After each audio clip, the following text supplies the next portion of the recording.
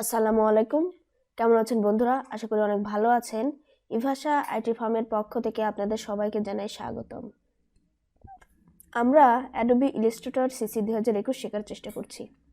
আজকে আমরা যেটা শিখব সেটা হচ্ছে টাইপ টুলের বাকি যে অংশটুকু আমাদের করা হয়নি সেটুকু আজকে শেখার চেষ্টা করব ইনশাল্লাহ। তাহলে বন্ধুরা, আমি একটা কথা বলে নিতে চাই, সেটা হচ্ছে আপনারা অবশ্যই আমার ভিডিওটি প্রথম থেকে শেষ পর্যন্ত দেখার চেষ্টা করবেন। যদি আমার ভিডিওটি আপনারা প্রথম থেকে শেষ পর্যন্ত দেখেন তাহলে আমি বলবো অনেক কিছু শিখতে পারবেন। তো বেশি কথা না বাড়াই বন্ধুরা, চলুন শুরু করা যাক।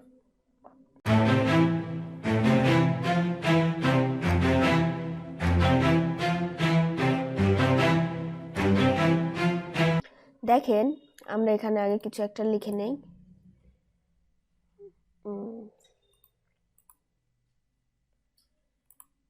প্রথমে এটা একটু আমরা বাড়াই দিলাম। এখন যদি এখানে কিছু একটা লিখি, এখন দেখেন আমরা এর আগে যে অপশন পর্যন্ত শিখেছিলাম সেটা হচ্ছে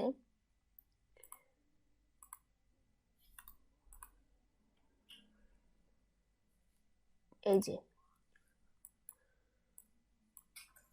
দেখেন আমাদের এই পর্যন্ত অলরেডি শেখা হয়ে গেছে। এখন আমরা এই বাকিটুকু শেখার চেষ্টা করবো ইনশাল্লাহ।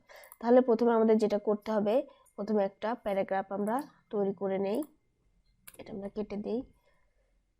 প্যারাগ্রাফ,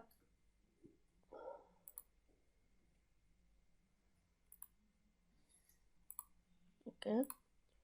দেখেন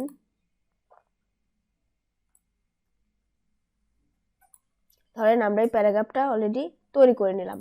এখন যেটা করতে হবে সেটা হচ্ছে দেখেন এই যে দেখেন এই যে আচ্ছা, আমরা এটাকে একটু নিচে নামায় নিলে সুবিধা হবে। হ্যাঁ, এই যে অপশনটা, এটা দেখেন আমাদের যে এই যে প্যারাগ্রাফটা আছে বা আমরা যে প্যারাগ্রাফটা লিখেছি এটার এই লেফট সাইডে, রাইট সাইডে চারিদিকেই কিন্তু সমানভাবে আছে। এখন যদি আপনি চান যে আমার এই লেফট সাইডে আমার একটু জায়গা চাই, আমার একটু ফাঁকা জায়গা আমি এই লেফট সাইডে তৈরি করব, তাহলে আমরা কি করব, এই যে অপশনটা আছে দেখেন এই অপশনটা, এখানে আমরা যতটুকু মানে ফাঁকা জায়গা, যতটুকু স্পেস আমাদের প্রয়োজন ততটুকু আমরা এখানে তৈরি করে নেব। ধরেন আমি যদি 20 দেই, দেখেন চারপাশটা কিন্তু এই এই রাইট সাইড এবং উপরে এবং নিচে কিন্তু সমানই থাকলো। শুধুমাত্র দেখেন এই যে লেফট সাইডে আমাদের কিন্তু একটু জায়গা তৈরি হয়ে গেল। তার মানে আপনি এখন যদি আরো কিছু এর মধ্যে লেখেন তাহলে কিন্তু আপনার এখান থেকে লেখাটা হবে। ঠিক আছে, দেখেন যদি আমি এখানে একটু দেখাই, তাহলে আমরা এটুকু ডিলিট করলাম। এখন এখান থেকে যদি আমরা লিখি কিছু, দেখেন দেখছেন লেখাটা কিন্তু আপনার এই পর্যন্তই আসতেছে, এর আগে কিন্তু যাচ্ছে না। তার মানে আপনার যতটুকু স্পেস এখানে প্রয়োজন আপনি এই যে এখান থেকে কিন্তু স্পেসটা, এই যে এখান থেকে স্পেসটা আপনি তৈরি করে নিতে পারবেন। আচ্ছা, এখন দেখেন এখন হচ্ছে এরপরে যে অপশনটা আছে আমরা এটাকে আবার 0 করে দেই। এরপরের যে অপশনটা আছে দেখেন এটা হচ্ছে আপনার এই যে এই পাশটা আপনার রাইট সাইডে যদি একটু জায়গা আপনি ফাঁকা চান সেক্ষেত্রে আপনি এই অপশনটা ইউজ করবেন। এখন দেখেন সিলেকশন থাকা অবস্থায় আমরা রাইট সাইডে যতটুকু জায়গা ফাঁকা চাই আমি যদি 30% দিয়ে দেই, দেখেন আমাদের এই রাইট সাইডটা কিন্তু অলরেডি ফাঁকা হয়ে গেছে। তার মানে আপনি লেফট সাইডে যদি একটু স্পেস চান সেটাও তৈরি করতে পারবেন। আপনার প্যারাগ্রাফে যদি রাইট সাইডে কোনো স্পেস প্রয়োজন হয় সেটাও কিন্তু এখান থেকে তৈরি করা যাবে। তাহলে আমরা এখান থেকে রাইট সাইডে যতটুকু স্পেস প্রয়োজন তৈরি করে নিতে পারবো। আমরা 0 রাখি।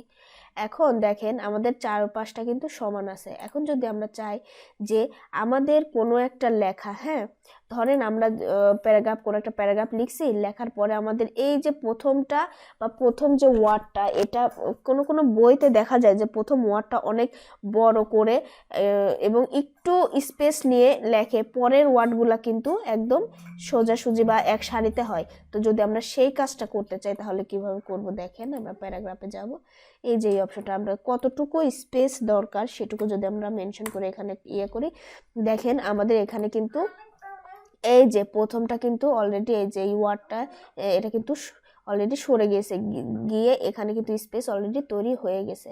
তো আপনাদের যদি এরকম প্রয়োজন হয় যে না আমরা একটু প্রথম লেখাটা বা প্রথম সেন্টেন্সটা একটু সরাই, একটু স্পেস নিয়ে তারপরেগুলো একই সারিতে হবে, তাহলে কিন্তু সেটাও আমরা এখান থেকে করে নিতে পারবো।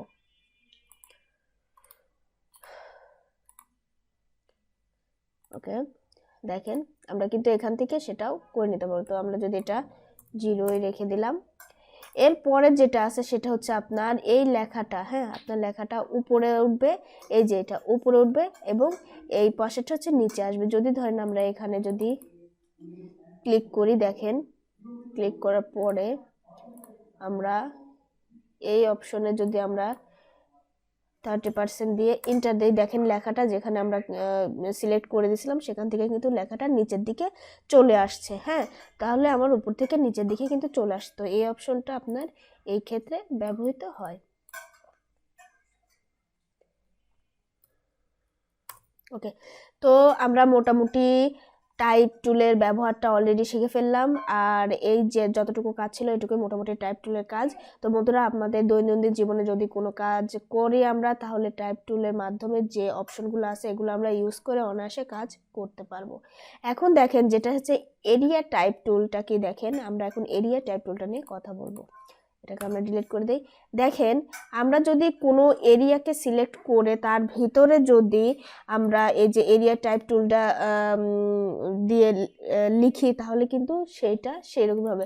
যেমন ধরেন যদি আপনি চান যে কোনো মানুষের যে ছবি, মানুষের ছবি বলতে কোনো মানুষের ছবির একটা শেপ বা অন্য কোনো শেপ, এরকম অনেক ধরনের শেপের আমাদের হচ্ছে মানে শেপের উপরে আমরা লেখালেখি। যেমন আমি একটু যদি উদাহরণ দিই তাহলে বোঝা যাবে। ধরেন আমি এইটা আঁকাইলাম, এখন এই শেপটা আমি তৈরি করলাম, এই শেপের মধ্যে আমি চাচ্ছি যে কিছু একটা লিখতে, তাহলে কিভাবে লিখবো দেখেন।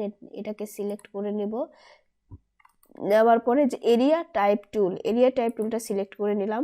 নেওয়ার পরে এই যে এখানে আমরা যদি ক্লিক করি, দেখেন আমাদের এই যতটুকু এরিয়া আমরা সিলেক্ট করে দিয়েছি তার মধ্যে কিন্তু লেখাটা অলরেডি চলে আসছে। এখন আমাদের প্রশ্ন হইতে পারে যে আমরা টাইপ টুলে দিয়েও যদি এরিয়াটা সিলেক্ট করে দেই, তাহলেও তো আমরা আমাদের প্যারাগ্রাফটা এর মধ্যে নিতে পারি, তাহলে এটার কি দরকার?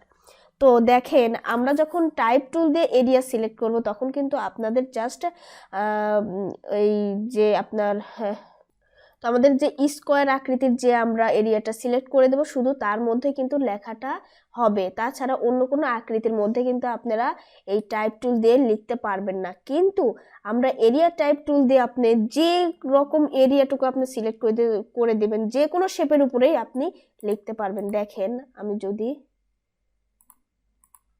আচ্ছা দেখাই, ধরেন আমি এটাকে ডিলিট করে দিলাম। এখন দেখেন আমি যদি মনে করেন যে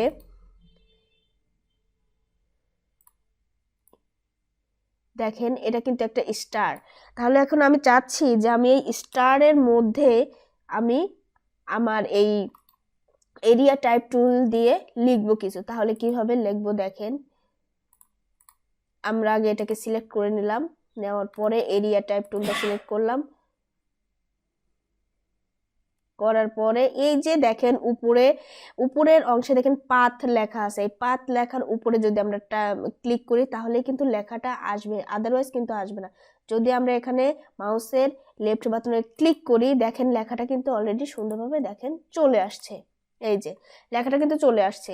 তো এরকম শেপ আকৃতি করে আপনারা কিন্তু টাইপ টুল দিয়ে করতে পারবেন না। আপনাদের এই রকম শেপের উপর, বিভিন্ন রকমের শেপের উপর যদি আপনারা কোনো কিছু লিখতে চান তাহলে অবশ্যই আপনাকে এরিয়া টাইপ টুল দিয়েই করতে হবে, তাছাড়া কিন্তু হবে না। আবার দেখেন আরেকটা যদি আমি দেখাই, দেখেন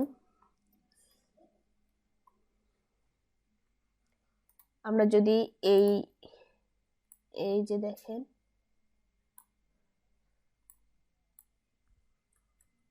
দেখেন আমরা ধরেন আমরা এর মধ্যে লিখব, তাহলে কিভাবে লিখবো, এটাকে আগে সিলেক্ট করে নিব, নেওয়ার পরে এরিয়া টাইপ টুল দিয়ে এই যে দেখেন এই যে পাত লেখা আছে এখানে আমরা ক্লিক করব। দেখেন এটা কিন্তু সুন্দরভাবে হয়ে গেল। এখন এটাকে আমরা কিন্তু আরেকটা কাজ করতে পারি, যে প্যারাগ্রাফে এসে এটা প্যারাগ্রাফে এসে এটাকে কিন্তু আপনি সুন্দরভাবে সাজায় নিতে পারবেন। এই যে দেখেন দেখেন, ঠিক আছে, এই যে সুন্দরভাবে সাজায় নিতে পারবো আমরা। নিয়ে তো এভাবে আপনি লিখতে পারবেন, কিন্তু এছাড়া কিন্তু আপনি অন্য কোনো আপনার এই টাইপ টুল দিয়ে কিন্তু আপনি কোনো এরকম কোনো শেপের উপর লিখতে পারবেন না। টাইপ টুলে শুধুমাত্র আপনার যে স্কোয়ারের যে এরিয়াটুকু আপনি সিলেক্ট করে দিবেন, শুধু সেই এরিয়ার মধ্যেই আপনার লেখাটা হবে। আর আপনারা এরিয়া টাইপ টুল হচ্ছে যে কোনো ধরনের শেপের উপর আপনাদের লেখাটা হবে। এখন এটা আপনার কোনো লোকের মুখের ছবি হতে পারে, কোনো একটা মানুষের পুরা শেপ হতে পারে, যে একটা একটা ব্যক্তির পুরা শেপটার উপর আপনি যদি কোনো কিছু লিখতে চান ওর উপরে, তো আপনি এটার মাধ্যমে কিন্তু লিখতে পারবেন।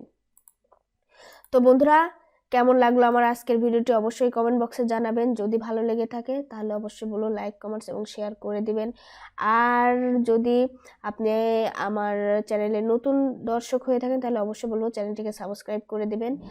আর আপনারা যদি আমার প্রিভিয়াস ভিডিওগুলো না দেখে থাকেন তাহলে বলবো ডিসক্রিপশন বক্সে লিংক দেওয়া আছে বন্ধুরা, সেখান থেকে আপনারা আমার প্রিভিয়াস ভিডিওগুলো অবশ্যই দেখে নেবেন। আজকে এ পর্যন্তই, আবার নেক্সট ক্লাসে ইনশাআল্লাহ কথা হবে। ভালো থাকবেন আপনারা, আমার জন্য দোয়া করবেন। আসসালামু আলাইকুম।